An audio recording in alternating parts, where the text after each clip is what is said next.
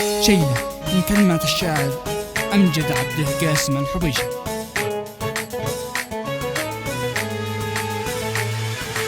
بسم الله ابدع بقولي طوال المستهل ذي يبدع الكون وندعيه وتوسله يغفر ذنوبي ويهديني لاصلح عمل ويجعل الرزق متيسر وليس سهل ويجعل الرزق متيسر وليس سهل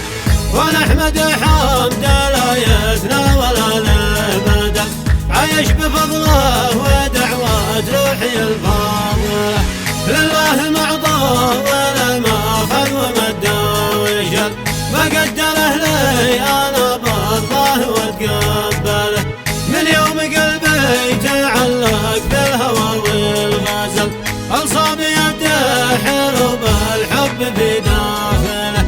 انصاب يده حروب الحب في داخله ومن احب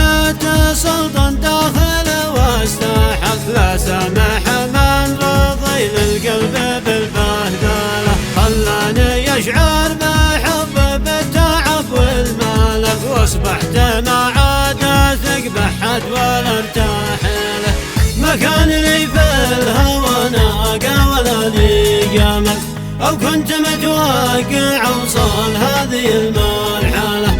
الناس بتنظر الى شغلي وكيف المحل وقصدهم ان ما فيني ولا مشكله وقصدهم ان ما فيني ولا مشكله اقول لهم عيشه ولا عيشه لي قد حصل الناس بتشوفني وتقوله انه يهله الله لا عرفك كم داخلي من علل والضربه اللي اتت من شخص ما تخيله يا كم تغاضيت في كم واقول عسى او لعل يصبر ولكن فؤادي ما عاد اتحمله ما عاد فيني مساحه للنكد والزعل قولوا لي من قرر الفرقه عن اشتاق له حي الله اللي بقى والله مع من راح حلفت ما عاد راضي حد ولا جامله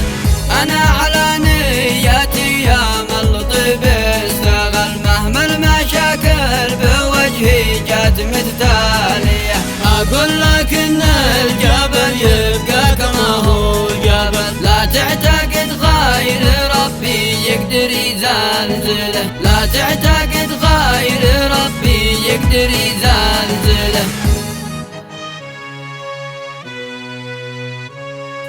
أقول لك إن الجبل يبقى كما هو جبل لا تعتقد غير ربي يقدر يزلزله لا تعتقد غير ربي يقدر يزلزله